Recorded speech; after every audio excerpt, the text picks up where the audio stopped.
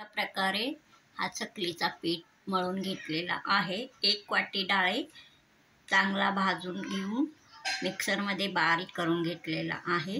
तो चाळून घेतलेला आहे। त्यामध्ये 4 कप मैदा घातलेला आहे। 1 बारीक वाटी तीळ घातला आहे। पाव वाटी हळद पीठ घातला आहे।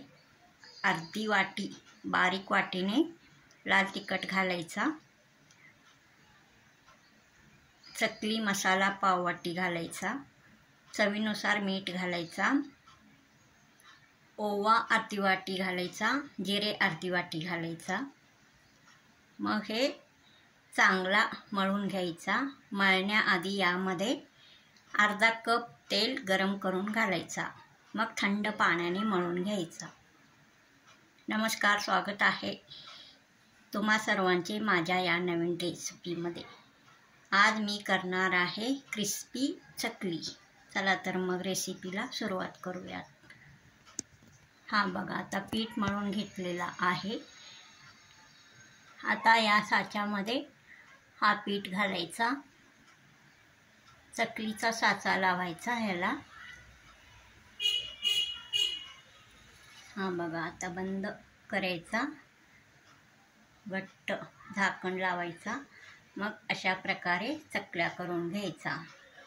खाली प्लास्टिक कागद घातला तरी चालेल, नाही घातला तरी अशा प्रकारे चकल्या करून घ्यायचा। सुरुवातीला सर्व चकल्या करून घ्यायचा, म्हणजे तळण्यास पटपट लवकर होतो।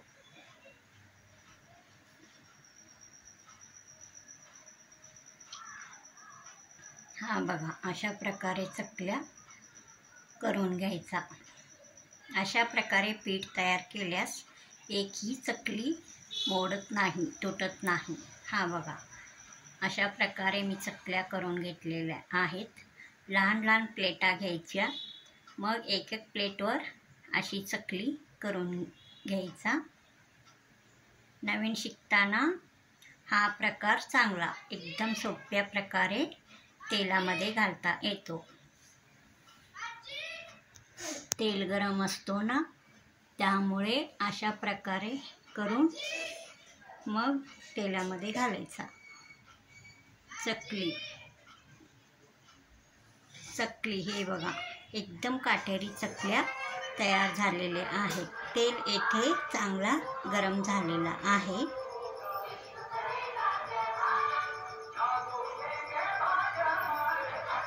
हा बघा, आता या तेलामध्ये चकली घालायचा।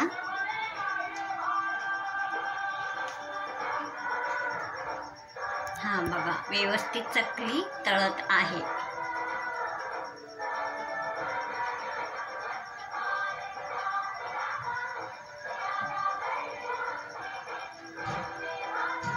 सुरुवातीला चारच चकल्या घालायच्या।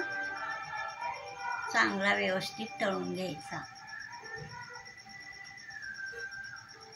एकदम तांबूस कलर येईतोपर्यंत चकल्या तळायचा। हा बघा, रंग एकदम छान आलेला आहे। एकदम क्रिस्पी असे चकल्या दिसत आहेत।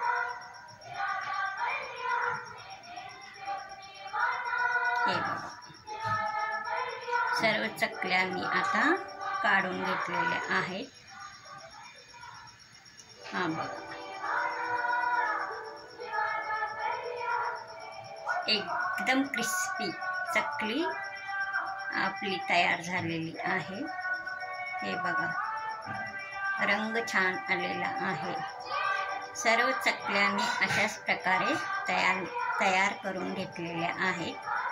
हे बघा, एकदम टेस्टी क्रिस्पी खुसखुशीत चकली तयार झालेली आहे।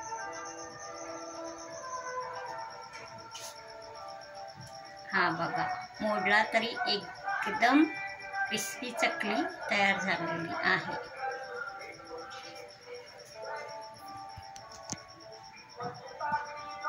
हा बघा, एकदम चांगल्या प्रकारे चकली आपली तयार झालेली आहेत। ही रेसिपी तुम्हाला आवडल्यास सबस्क्राईब करा, लाईक करा, शेअर करा.